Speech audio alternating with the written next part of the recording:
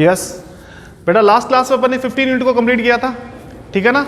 आज अपन जो 17 यूनिट है वो स्टार्ट करने वाले हैं। नेम है इसका मेजर्स ऑफ सेंटर टेंडेंसी। इसमें अपने को क्या क्या करना है, एक तो मीन करना है और एक मोड करना, एक मीडियन करना है। मोड जो है वो अपने सिलेबस से डिलीट हो चुका है, ठीक है। तो सबसे पहले अपन करेंगे मीन। मीन के लिए अपन 17.1 में चलेंगे। एक्सरसाइज आपकी 17.1 है और उसमें मीन वर्ड आएगा। मीन भी आ सकता है, अर्थमेटिक मीन भी वर्ड आ सकता है, या फिर आपके एवरेज नाम आए तो उसका मतलब भी एक ही है, ठीक है ना। तो मीन का फॉर्मूला क्या होता है, मीन बोल दो, चाहे अर्थमेटिक मीन बोल दो, चाहे एवरेज बोल दो। पहली बात तो मीन को अपन रिप्रेजेंट करेंगे एक्स बार से, ठीक है ना। उसका फॉर्मूला होगा sum of observation, sum of observation upon number of observation, number of observation, ठीक है। ये तो है आपके जो अनक्लासिफाइड डाटा उनके लिए फॉर्मूला, ठीक है। अनक्लासिफाइड मतलब जिनमें क्लास नहीं बनी हुई होती है, ठीक है।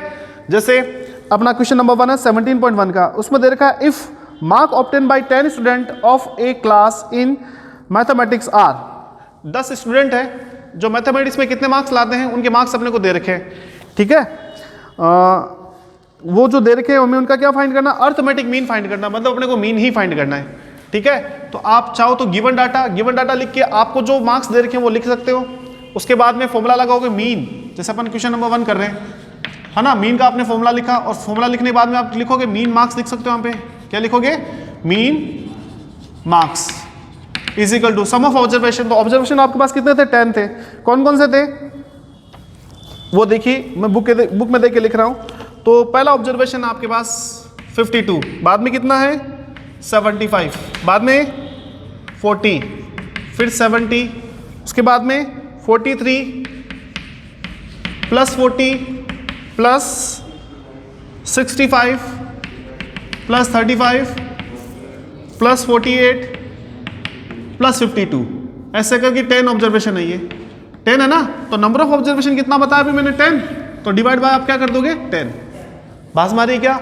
अब इन सब का सम करना है, सम करके डिवाइड बाय 10 करना, जो आंसर आएगा वो आपका क्या हो जाएगा, मीन मार्क्स हो जाएगा, यानी अपने इस क्वेश्चन का मीन हो जाएगा, ठीक है। तो सम कितना आएगा चेक करेंगे क्या, देखिए 2 + 8 कितना हो गया 10, 10 + 5 होगा 15, 20, 23, 28, 28 और बाद में 30 का हो गया 3, कैरी हो गया 3, है ना। 3 + 5 कितना होता है 8, 8 + 4 12, 15, 21, 25, 29, 36, 40, 47 और 52 डिवाइड बाय कैंसिल हो गया, आंसर कितना आया, ये आपका आंसर आ गया। आया क्या समझ में, ठीक है। इस तरीके से आपको निकालना है क्वेश्चन। सारे क्वेश्चन ऐसे ही हैं, जो अलग है वो क्वेश्चन मैं करा देता हूँ, बाकी क्वेश्चन मैं आपको बता देता हूँ ओरली, कर लोगे ना आप लोग, ठीक है। तो सेकंड क्वेश्चन देखिए, in a school monthly salary of employees are, आपको बता रखी 4 एम्प्लॉय है, उनकी मंथली सैलरी आपको बता रखी है। देन फाइंड अर्थमेटिक मीन, तो बेटा इन चारों को आपको सम करना है, डिवाइड बाय 4 करना है, कर लोगे। Sum of observation upon number of observation, formula लगाना, आंसर निकालना है, कोई दिक्कत है नहीं है। सेकंड देखिए, if arithmetic mean of number, आपको कुछ नंबर्स दे रखे हैं, ये क्वेश्चन कर लेते हैं। क्वेश्चन नंबर 3 इसी है वैसे, है ना, ये फॉर्मूला होता है। क्वेश्चन नंबर 3 कर रहे हैं अपन, इसमें क्या गिवन है वो देखिए। If arithmetic mean of numbers, number कौन कौन से हैं, 3 + 4 + 8 + 5 + x + 3 + 2 + 1 डिवाइडेड बाय कितने नंबर है, काउंट कर लो, 1 2 3 4 5 6 7 8 डिवाइड बाय 8। और उनका मीन कितना बता रखा आपको, इस 4, मीन बता रहा आपको 4, तो मीन की जगह लिखेंगे 4। नंबर्स का सम करना, नंबर का सम कर लिया। नंबर ऑफ ऑब्जर्वेशन कितने, 8 है ना। आपको एक्स की वैल्यू फाइंड करनी है, कर सकते हो जाएगा, इजी है ना। डिवाइड वाला 4 मल्टीप्लाई में आ जाएगा तो ये 32 बन जाएगा। ये कितना हो गया, 7 + 8 15, 20, 25, 26 हो गया क्या, 26 + x, 26 किसका हो जाएगा, माइनस का, 32 - 26 is equal to x, x is equal to 6 आ रहा है, आया क्या समझ में, इजी है। चलिए नेक्स्ट क्वेश्चन देखिए, fourth question, run scored by a cricketer in 10 innings, 10 inning में एक क्रिकेटर ने कितने रन बनाए वो आपको बता रखे हैं। तो नंबर ऑफ ऑब्जर्वेशन 10 है और इन 10 ऑब्जर्वेशन को आप सम करोगे, डिवाइड बाय 10 करोगे, जो आंसर आएगा, जैसे इस क्वेश्चन में हुआ था वैसे उसमें आंसर आ जाएगा। कर लोगे क्या? नेक्स्ट देखिए question number 5, calculate the arithmetic mean of the following marks obtain in English by 10 student in monthly exam. तो बेटा देखो सीरियल नंबर लिख रखा ऊपर, सीरियल नंबर कुछ नहीं है, आप कंफ्यूज हो गए उससे, वो नंबर 1, नंबर 2, नंबर 3, मतलब टोटल कितने 10 है इसमें, लास्ट सीरियल नंबर कितना 10 है ना, तो ऑब्जर्वेशन कितने उसमें 10, उन सबको आपको ऐड करना है। किसको ऐड करना है? 30 + 28 + 32 + 12 + 18 + 20 + 25 + 15 + 26 + 14 डिवाइड बाय क्या करना है? डिवाइड बाय क्या करना है? 10 डिवाइड बाय 10 करना, तो क्वेश्चन नंबर 5 हो जाएगा। क्लियर? चलिए नेक्स्ट है देखो, number of book issued to student from a library of school in 10 days are following. 10 दिन में कितनी बुक्स इश्यू हुई? पहले दिन हुई 300, दूसरे दिन हुई थी 405 और तीसरे दिन 455। समझ रहे हो? ऐसे नंबर ऑफ बुक्स बता रखी लाइब्रेरी से जो इश्यू होती है वो। हमें क्या पूछा है? Find the average number of book given per day. आपको एवरेज निकालना वापस, हाँ वही एवरेज निकालना है, मीन निकालना है या अर्थमेटिक मीन निकालना, मतलब आपको ये फॉर्मूला लगाना है और आंसर निकालना है। समझ गए? कर सकते हो? किसी की भी प्रॉब्लम है तो बता दो, मैं क्वेश्चन बता दूंगा। कर लोगे? ठीक है। Next question number 7, the average weight of 25 student of A section A of a class is 51। ये क्वेश्चन करने लायक है, ये मैं करवा देता हूं। क्वेश्चन नंबर कौन सा है ये? क्वेश्चन नंबर आपका 7। तो बेटा एवरेज या मीन का फॉर्मूला ये होता है क्या, है ना? तो यहां पर देखिए क्या बता रखा है 7 में, the average weight of, average weight कितना बता रखा है? 25। तो जहां एवरेज या जहां मीन है वहां 25 लिख सकता हूं मैं, 25 इज इक्वल टू, और किसका ये 25 स्टूडेंट के वेट का, तो यहां लिखूंगा मैं सम ऑफ 25 स्टूडेंट, स्टूडेंट के लिए मैं STD शॉर्ट में लिख रहा हूं, student sorry sum of weight, sum of weight, sum of weight of 25 student. ठीक है, sum of weight of 25 student divide by 25। इतना समझ में आया क्या? फॉर्मूले में वैल्यू पुट करी मैंने, 25 स्टूडेंट के वेट का जो एवरेज आपको 54 बता रखा है, यहाँ पे कितना बता रखा है? 51 बता रखा है, सॉरी यहाँ पे आप क्या लिखोगे? 51। तो 51 25 स्टूडेंट के वेट का एवरेज है, तो एवरेज की जगह मैंने एवरेज की वैल्यू पुट कर दी। यहाँ sum of observation upon number of observation. सही किया यहाँ तक सही किया है? ठीक है। अब देखो डिवाइड वाला 25 इधर किस में आ जाएगा?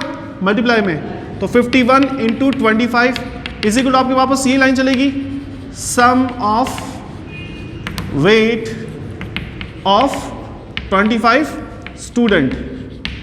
ठीक है, मल्टीप्लाई कर दो, 25 × 1 = 25, कैरी हो गया 2, 25 हर जगह कितना होता है? 125, 125 + 2 कितना हो गया? 127 is equal to sum of weight of 25 student. Equation number 1। यहां तो कोई प्रॉब्लम है नहीं है? नेक्स्ट देखिए, आगे क्वेश्चन को रीड करते हैं। Whereas average weight of 35 student of section B is 54। तो वापस यहां अपन क्या लिखेंगे? 54, क्योंकि इस बार एवरेज वेट कितना बता रहा? 54, और इस बार स्टूडेंट कितने हैं? स्टूडेंट कितने हैं? 35। तो यहां लिखेंगे sum of weight of 35 student upon 35। तो वापस अपने क्या करना होगा? डिवाइड वाला तो मल्टीप्लाई में आ जाएगा, तो ले आइए 54 × 35 इज इक्वल टू ये line, sum of weight of 35 student. चलिए मल्टीप्लाई कर दो, 54 को 35 से मल्टीप्लाई करना है, कितना आ जाएगा?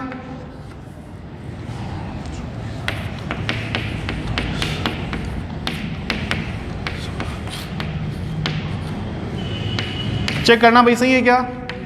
1870 चेक कर लो, पक्का?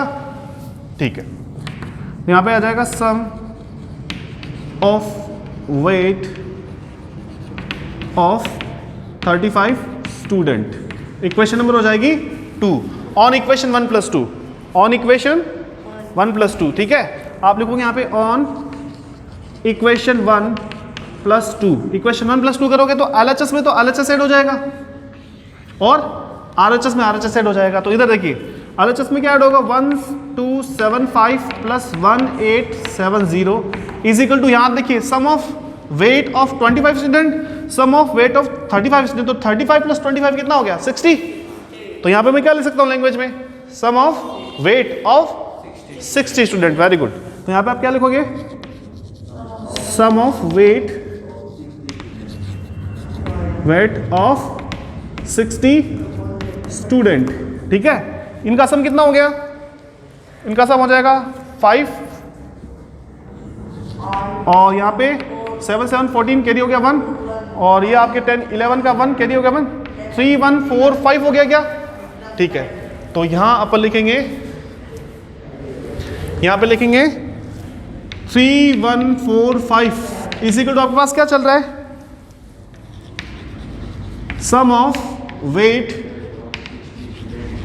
Of 60 student.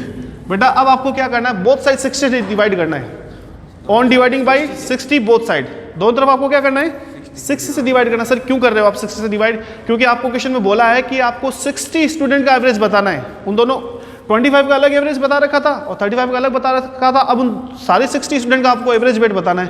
तो अब अपन नया एवरेज निकालें, तो 60 स्टूडेंट का आप एवरेज निकालते तो फॉर्मूला क्या बनेगा, sum of weight of 60 student upon 60, sum of weight of 60 student upon 60, ये बनेगा ना। तो sum of weight of 60 student तो अपने पास है और डिवाइड बाय 60 हो जाएगा, तो उधर तो बन जाएगा एवरेज वेट ऑफ 60 स्टूडेंट और यहाँ आप इस साइड में अपना आंसर आ जाएगा। आ रहा है समझ में। ठीक है, तो on dividing by 60 both side, तो इधर भी 60 से डिवाइड कर दो और इधर भी 60 से डिवाइड कर दो, तो इधर तो एवरेज वेट ऑफ 60 बन जाएगा, एवरेज वेट ऑफ 60 स्टूडेंट बन जाएगा और इधर आपका आंसर आ जाएगा। तो यहाँ पे लिखेंगे ये आपका एवरेज वेट ऑफ 60 स्टूडेंट बन गया और इधर कितना आ जाएगा, डिवाइड कर दो उसको 60 से, कितना आ जाएगा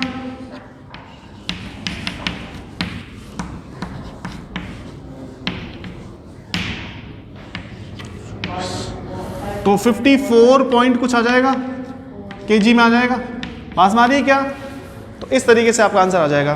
कोई दिक्कत है भी दिक्कत, क्वेश्चन अच्छा है, समझ में आया। तो इसी फॉर्मेट का क्वेश्चन और एक दो वो भी मैं आपको बता दूं साथ में ही, इसी तरीके से करना है। ठीक है, आगे देखो, नेक्स्ट देखो, क्वेश्चन नंबर 7 हो गया। क्वेश्चन नंबर 8 क्या दे रखा है, the average of 5 terms is 18। बेटा 5 टर्म का एवरेज आपको बता रखा है, 5 टर्म का एवरेज बता रखा है। 1 मिनट को इसी के साथ में मैं बता देता हूं आपको, रफली बता देता हूं, आप समझ जाना। तो एवरेज बता रखा 5 टर्म का, कितना बता रखा है 18। यहां पे क्या होगा, सम ऑफ 5 टर्म्स अपॉन क्या हो जाएगा 5, तो डिवाइड वाला 5 मल्टीप्लाई में जाएगा कि इधर, तो कितना हो जाएगा 90 is equal to sum of 5 term. ये समझ आ रहा है क्या मैं क्या कर रहा हूं, आ रहा है क्या। ठीक है, आगे क्या बता रखा है, क्वेश्चन नंबर 8 है ये ना, और यहां आगे बता रखा है इफ 1 नंबर इज रिमूव्ड, यहां से 1 नंबर हटा दिया जाता है, what will be the change in new mean. अब जो नया मीन होगा वो क्या होगा आपको बताना है। तो इस बार आपको पता है कि यहां से 1 मीन हटा दिया गया है। 1 मिनट रुको, मैंने सही किया क्या, हाँ सॉरी, एवरेज मीन है ना, 1 नंबर हटाने के बाद उनका एवरेज मीन होता है 16, तो 16 इक्वल क्या हो जाएगा यहाँ पे सम ऑफ 4 टर्म्स अपॉन 4 करोगे तो डिवाइड वाला 4 मल्टीप्लाई में आ जाएगा क्या, तो 16 4 जाए कितना हो जाएगा, सॉरी 16 4 जा 64 हो गया क्या, is equal to sum of 4 terms. 4 term का सम आपके पास आ जाएगा इक्वेशन नंबर 2। तो बेटा इक्वेशन नंबर 1 आपके पास ये थी, 5 टर्म की सम में से 4 टर्म का सम सप्लाई करोगे तो जो रिमूव टर्म है वो नहीं बचेगी क्या, बात मारी क्या। तो ऑन इक्वेशन 2 - 1 करोगे तो रिमूव टर्म आ जाएगी, मतलब 90 में से 64 करोगे ना आप, इक्वेशन 1 में से 2 सब्ट्रैक्ट करोगे ना, तो 90 - 64 करोगे तो इधर तो आ जाएगा रिमूव्ड टर्म और इधर क्या आ जाएगा आपका आंसर, कितना आएगा 26। सही है क्या, तो 26 आपका आंसर आ जाएगा। बताओ समझ में आया कि नहीं आया, हो जाएगा क्वेश्चन। ठीक है, नेक्स्ट देखो क्वेश्चन नंबर 9। क्वेश्चन नंबर 9 क्या है, द एवरेज ऑफ 30, ये मैं करके बताऊंगा, ये छोड़ो, क्वेश्चन नंबर 10 की बात करते हैं। क्वेश्चन नंबर 10 इसके जैसा, एकदम इसी के जैसा, जो ये क्वेश्चन अपन ने किया है या फिर ये क्वेश्चन किया इसके जैसा ही है। यहाँ पे देखो क्या बता रखा है, in a school average monthly salary of 5 employee is ₹3000।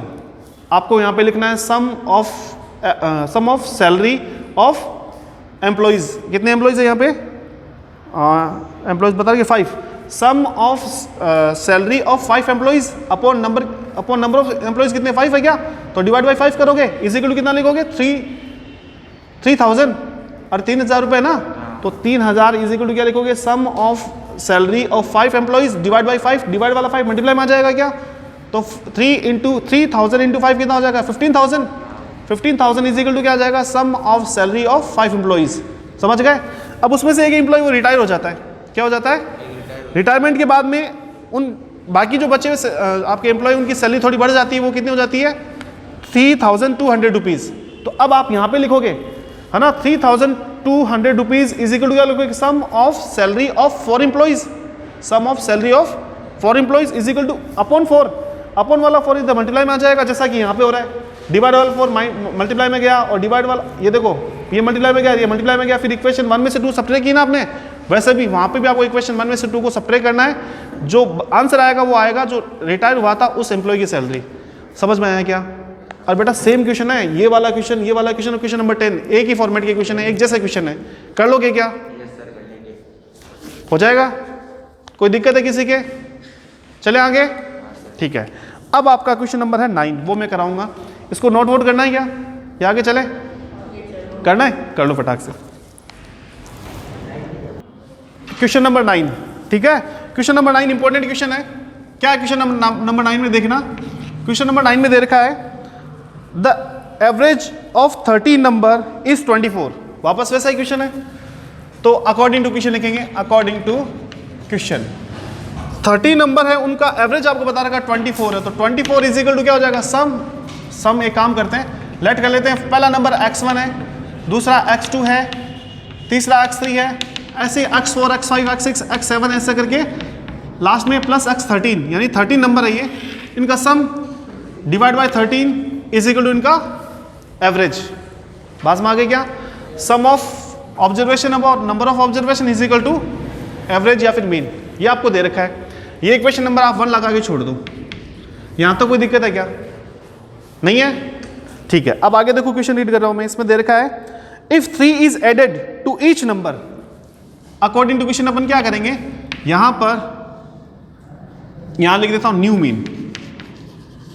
Mean. अब जो नया नंबर बनेगा कब? जब ईच नंबर में आप 3 ऐड करोगे, तो इसमें आप 3 ऐड कर दो, प्लस इसमें भी आप 3 ऐड कर दो, प्लस इसमें भी आप 3 ऐड कर दो। इसी तरीके से आपको क्या करना है? 13 टाइम 3 ऐड करना है इन 30 नंबर्स में। समझ में आया क्या? और डिवाइडेड बाय 13। यहां तो कोई दिक्कत है क्या? तो जो नया मीन आएगा वो क्या आएगा? क्वेश्चन वाला ये पूछ रहा है। अगर आप इन नंबर्स में 3 ऐड कर देते हो सबके अंदर, तो जो नया मीन आएगा उसमें क्या चेंज होगा या फिर वो क्या होगा, ये आपसे पूछा है। समझ में आया क्या? क्वेश्चन क्या है ये समझ में आ गया? तो अब देखिए बेटा, अब मैं क्या कर रहा हूं वो थोड़ा ध्यान से देखना। ये x1 plus x2 plus x3, mean x वाली टर्म को अलग कर रहा हूं। x1 plus x2 plus x3 plus dash dash dash 13 time है क्या ये? प्लस x13, ये अलग से लिख दिया मैंने। प्लस ये देखो 3 प्लस 3 प्लस 3, 13 टाइम नहीं है क्या ये? अरे 13 टाइम है क्या ये 3? तो आप या तो 13 टाइम 3 को ऐड करो या फिर 3 को 13 से मल्टीप्लाई करो, तो एक ही बात है। इतना समय आया क्या? मार पड़ जाएगी, देख लेना। Divide by 13, x1 plus x2 plus x3 और प्लस x13। मैं इसको अलग से 13 से डिवाइड कर देता हूं, प्लस 3 इंटू 13 डिवाइड बाय 13। अरे ट्रिग्नोमेट्री में करते हैं ना अलग अलग डिवाइड, है ना? तो यहां पे भी अपन अलग अलग डिवाइड कर दिया। तो ये देखिए, गौर से देखिए, ये क्या है? इक्वेशन 1 देखिए और इसको देखिए। इक्वेशन 1 का RHS नहीं है क्या? है क्या? तो क्या अपन इसकी जगह ये पुट कर सकते हैं? कर सकते हैं, तो कर दीजिए यहाँ पे। तो यहाँ पे आप क्या लिखोगे? 24 प्लस 13 से 13 कैंसिल हो गया, क्या बचा? 3, और ये आपका न्यू मीन आ गया। समझ गए क्या? 3 के साथ 30 नहीं आया, कैसे आया ये पूछ रहे हो क्या? 13 को 30 से डिवाइड किया, आंसर आया 1। उस 1 को 3 से मल्टीप्लाई करते 3 आ गया। ठीक है? 10th क्लास में क्या तू? गलत बैठा बेटा।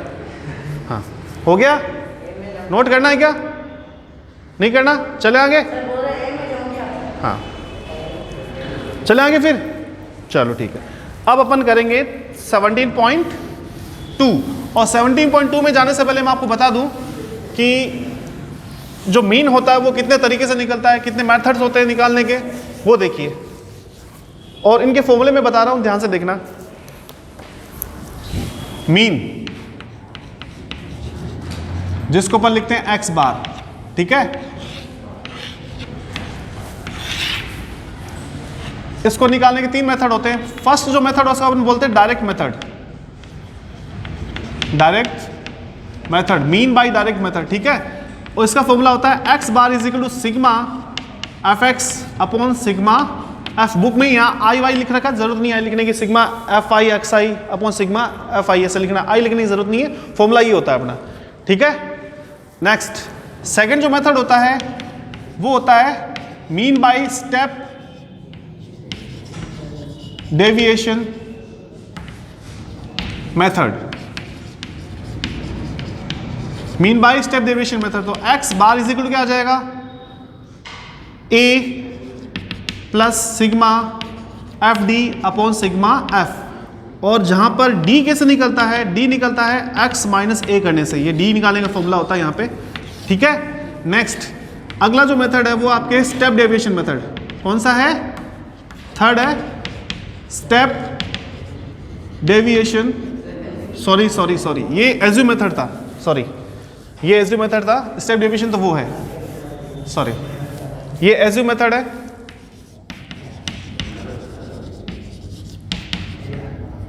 मीन बाय एज्यू मेथड, ठीक है, एज्यू मेथड नीचे लिखा हुआ है। स्टेप डेविएशन, स्टेप डेविएशन में क्या होता है, x bar is equal to a plus sigma f u upon sigma f into h, ये फॉर्मूला होता है, ठीक है। जहां पे u कैसे निकलता है, u निकालने का फॉर्मूला होता है x माइनस ए अपॉन एच, और x माइनस ए को आप d भी बोल सकते हो, तो d अपॉन एच भी कर सकते हो, तो इस तरीके से भी आप निकाल सकते हो। तो ये x क्या होता है, a क्या होता है, h क्या होता है, वो अपन क्वेश्चन में चलेंगे तब बताऊंगा, ठीक है। तो आपको ये फॉर्मूले याद होने चाहिए। अगर आपको फॉर्मूले याद है तो ऐसे मान लो आपको मीन आता है, समझ गए क्या। अगर फॉर्मूले याद नहीं है तो आपको मीन आते हुए भी नहीं आता, ऐसे मान लो, ठीक है। तो फॉर्मूले सबसे पहला काम है, मीन को करना है तो फॉर्मूले याद होने चाहिए, ठीक है। अपन ये फिक्स है कि आपके एग्जाम में क्या आता है, एग्जाम में आता है जो क्लासिफाइड डाटा है ना, उनका मीन या उनका मीडियन निकालना आएगा, समझ गए क्या भैया। आज तक आता है हर एग्जाम में, मतलब बोर्ड एग्जाम में क्लासिफाइड डाटा ही आता है, ठीक है, जिनमें ये फॉर्मूले लग के मीन निकलता है या फिर मीडियन निकलता है या फिर मोड निकलता है। मोड आपके सिलेबस से डिलीट है तो उसकी बात अपन नहीं करेंगे। तो मीन जो है वो इन मेथड से निकालना ही आएगा, ठीक है। हाँ ठीक है, डिस्टर्ब नहीं, तो अपना ध्यान रख। पास में आ गई क्या, ठीक है। तो इसको नोट कर लो फटाफट, फॉर्मूला को नोट करो बेटा।